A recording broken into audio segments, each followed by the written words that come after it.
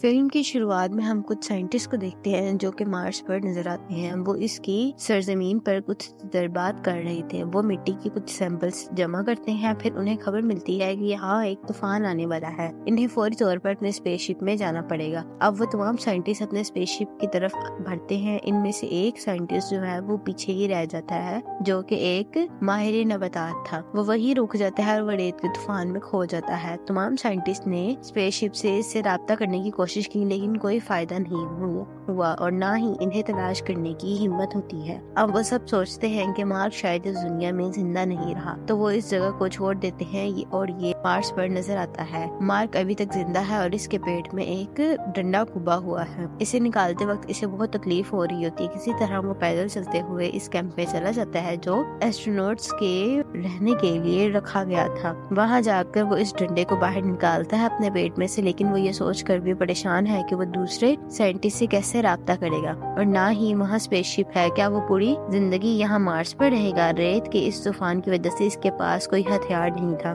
وہ جانتا تھا کہ اگلا لینڈ ہونے والا اسپیس شپ 4 سال بعد یہاں آئے گا۔ 4 سال بعد کا وقت بہت ہے، اس لیے اس کے پاس اس مدت کے لیے کافی خوراک نہیں ہے۔ وہ اپنی سانس سے بھی کھو سکتا ہے، اس لیے اسے کوئی نہ کوئی اقدام کرنا پڑے گا۔ وہ یہاں منصوبہ بندی کرنے لگتا ہے۔ اس کے پاس کچھ آلو ہیں، وہ ان کا استعمال کرتے ہوئے مزید آلو اگانا چاہتا تھا۔ پھر تمام سائنٹسٹ اس سیارے کی سرزمین پر تجربات کر رہے تھے۔ مارک اپنی ڈائری پر نوٹ بنانا شروع کر دیتا ہے کہ وہ باہر جا کر کھیتی شروع کرتا ہے تو وہ آلو اگائے، لیکن یہاں اصل مسئلہ یہ تھا کہ مارس پر پانی نہیں تھا۔ واحد پانی جو سائنٹسٹ یہاں لائے تھے یہاں زندہ رہنے کے لیے کافی تھا۔ ماہر نباتات ہونے کے ناطے مارک کو پتا تھا کہ پانی کیسے پیدا کیا جا سکتا ہے اور اسے کاشت کے عمل میں کیسے لایا جا سکتا ہے۔ چنانچہ وہ ہائیڈروجن کو آکسیجن ایٹم کے ساتھ ملانے اور بھڑکانے کے بعد پانی پیدا کرنے کی کوشش کرتا ہے، لیکن پہلے ہی مرحلے پر اسے ایک زبردست دھماکہ ہوتا ہے، لیکن اس نے اس آکسیجن کی پیمائش نہیں کی جیسے وہ وہاں سے سانس لے رہا ہو۔ اگلی کوشش میں جب وہ پوری آکسیجن کی پیمائش کرنے کے بعد دوبارہ کوشش کرتا ہے تو پانی پیدا ہونا شروع ہو جاتا ہے۔ اب مارک وہ پانی پیدا کرتا ہے جہاں اس نے پودے کو مٹی میں اگایا تھا۔ وہ پودا کچھ دنوں کے دوران ہی ایک حد تک بڑھ جاتا ہے۔ مارک اس کا مشاہدہ کرتے ہوئے خوشی محسوس کرتا ہے، اسے زندگی کے ایک امید ملتی ہے۔ دنیا میں اعلان کیا جاتا ہے کہ مارک اس دنیا میں زندہ نہیں رہا۔ اس کی آخری رسومات بھی ادا کی جاتی ہیں۔ پھر ناسا ایجنسی میں ایک لڑکی منصوبہ ساز نظر آتی ہے جو سیٹلائٹ کی تصویر کا مشاہدہ کر رہی ہے۔ وہ چلتے ہوئے سامان کا وہ دیکھتی ہے کہ یہاں ایک سامان پہلے ایک جگہ پہ پڑا تھا، اب دوسری جگہ پہ پڑا ہے۔ وہ یہی سمجھتی ہے کہ مارک ابھی تک زندہ ہے کیونکہ وہاں رکھا سامان دوسری جگہ پر چلا گیا ہے۔ تو یہ سولر پینلز ہیں جن کو مارک نے چھان لیا ہے۔ وہ لڑکی اپنے بڑوں کو بتاتی ہے، وہ سمجھتے ہیں کہ مارک ابھی تک زندہ ہے، لیکن وہ انہیں بتاتے ہیں کہ کیا وہ مارک کو بچانے کے لیے مارس کا سفر کرتے ہیں، ہمیں وہاں پہنچنے سے پہلے ہی وہ مر چکا ہوگا، اور یہ بھی کہ ایک حقیقت ہے۔ اس کے برعکس مارک پریشان ہونے کی بجائے راستے تلاش کر رہا تھا۔ ایک نیا منصوبہ جو یہاں 4 سال بعد شروع کیا جائے گا، وہ جگہ جہاں اسے شروع کیا جائے گا، اسے اس مقام تک پہنچنے کے لیے 50 دن لگنے تھے اور وہ پہلے ہی یہاں 70 دن گزار چکا ہے۔ اس لیے وقت ضائع کرنے کی بجائے اس جگہ پہنچنا بہتر ہے، لیکن وہ جگہ یہاں سے 2500 کلومیٹر کے فاصلے پر ہے اور گاڑی اس کے پاس ہے۔ وہ سولر پینل سے کام کرتی ہے اور یہ 35 کلومیٹر سے زیادہ فاصلہ طے نہیں کر سکتی۔ اس کے باوجود مارک کے پاس یہ آخری آپشن ہے۔ یہ زمین پر دیکھا گیا ہے کہ ناسا کے تمام لوگ فیصلہ کرتے ہیں کہ وہ مریخ پر پانی اور خوراک بھیجنے کے لیے ایک اسپیس شپ بنائیں گے۔ یہ 1 سال کے اندر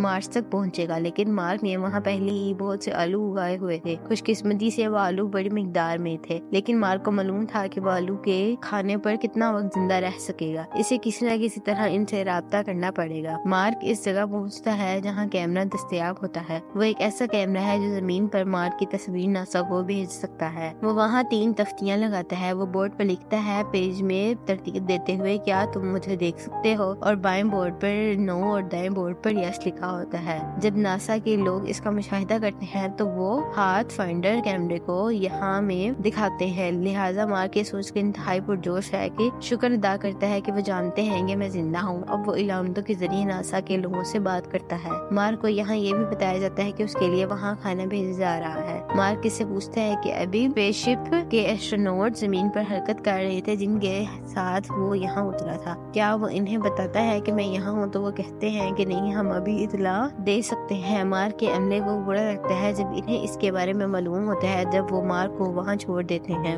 مارس پر دیکھا گیا ہے جہاں مارک نے آلو اگائے ہیں بغیر کسی وجہ کے، وہاں پر دھماکہ ہو گیا اور اس کے تمام اگائے ہوئے آلو خراب ہو گئے تھے۔ مارک بہت غمگین ہے، باقی تمام آلو کافی نہیں تھے اب وہ جو اس کے پاس تھے، کیونکہ وہ کھانا یا پانی تک پہنچنے سے پہلے ہی مر چکا ہوگا۔ تو وہ اس کھانے کے منصوبہ بندی کرتا ہے کہ جو ایک دن میں وہ 3 ٹائم کھاتا تھا اسے کم مقدار میں کر دے گا تاکہ وہ زندہ رہے۔ ناسا ایجنسی زمین پر نظر آ رہی ہے جہاں انہوں نے ایک بوسٹر راکٹ لانچ کیا ہے۔ مارک کے لیے ضروری چیزیں اور کھانا موجود ہے، لیکن یہاں ایک بہت برا واقعہ ہوتا ہے، یہ راکٹ لانچ ہوتے ہی پھٹ جاتا ہے، سارا کھانا بھی ضائع ہو جاتا ہے۔ اب مارک کو کچھ بھی فراہم نہیں کیا جاتا تھا تو سب بہت مایوس ہو جاتے ہیں۔ یہ جان کر مارک بھی مایوس ہے، لیکن وہ ناسا کو پیغام دیتا ہے کہ میں ہمت ہارنے والوں میں سے نہیں ہوں، آخری سانس تک لڑوں گا، اگر ممکن ہو تو میرے والدین کو مطلع کریں کہ آپ کا بیٹا اپنے کام کے ساتھ بہت عقیدت مند تھا۔ وہ مطمئن ہے اگر وہ جان سے ہاتھ دھو بیٹھے کہ وہ آخری وقت تک اس سے لڑتے رہے اور باعزت موت کو گلے لگا لیا۔ اب ناسا ایجنسی نے چین سے مدد مانگی ہے، لہٰذا چین ان کی حمایت کے لیے تیار ہو جاتا ہے۔ ان کا اسپیس شپ جو 28 دن بعد سفر کرنے جا رہا تھا وہ اس کے ذریعے مارک کو بچائیں گے،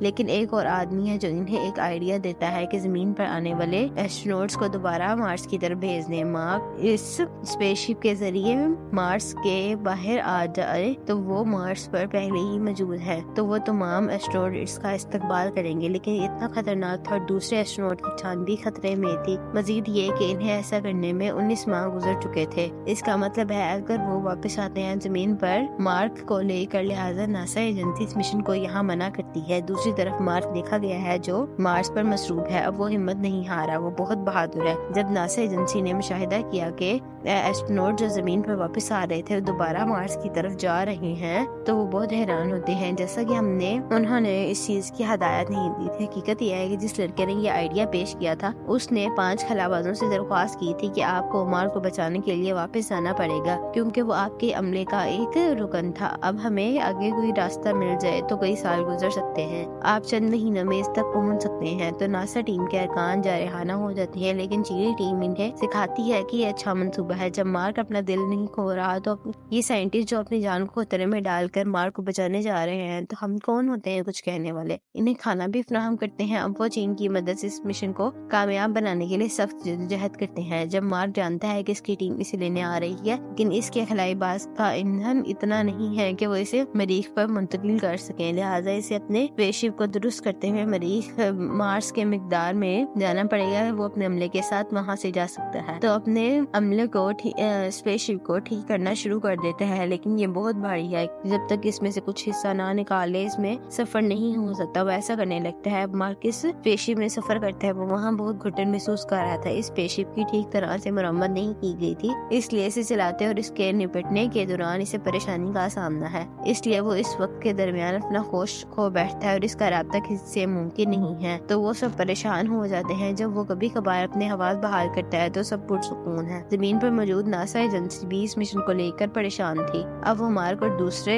ایسٹرونٹس کے تحفظ کے دعا کرتی ہے، لیکن یہاں ایک نیا مسئلہ پیدا ہوتا ہے۔ وہ اسپیس شپ جس پر مارک موجود تھا اپنی رفتار کو کنٹرول میں کرنے میں بڑی مشکل پیش آ رہی ہے۔ یہ سوچ کر وہ پریشان ہو جاتا ہے کہ اس کا ذاتی اس کا استقبال کیسے کریں گے۔ وہ اپنے عملے سے کہتا ہے کہ فکر نہ کرو، میں نے عزم کیا ہے کہ میں اس کی رفتار کو سنبھال کر جلد ہی آپ تک پہنچ جاؤں گا۔ دوسرے ایسٹرونٹ اسپیس شپ کو اپنا ایک حصہ پھینک دیتے ہیں، نتیجے کے طور پر مارک کے اسپیس شپ کی رفتار اس کی ہوا کے دباؤ کی وجہ سے کم ہو جاتی ہے۔ آخرکار وہ مارک کو دیکھ سکتے تھے۔ دوسری طرف اسپیس شپ کی لیڈی کمانڈر کو دکھایا گیا ہے جو چلتی کرسی سے رسی کے ذریعے مارک تک پہنچ رہی ہے، لیکن رسی کی لمبائی یہاں کم ثابت ہوتی ہے، اس کا نشان اس سے بہت دور رہ گیا تھا۔ وہ اسے کہتا ہے کہ میں اپنے اسپیس سوٹ میں سوراخ کرتا ہوں۔ مارک اپنے اسپیس سوٹ میں سوراخ کرتا ہے تو ہوا اس کے اسپیس سوٹ میں داخل ہونے لگتی ہے، اس سے اسپیس سوٹ میں ہوا کا دباؤ بڑھ جاتا ہے تو اپنی سمت بدل لیتا ہے اور وہ حرکت کرنے لگتا ہے۔ آخرکار وہ اس خاتون کمانڈر کے پاس پہنچ جاتا ہے۔ وہ بہت خوشی محسوس کرتا ہے کیونکہ اس کی جان بچ گئی تھی اور اسے بچا لیا گیا تھا،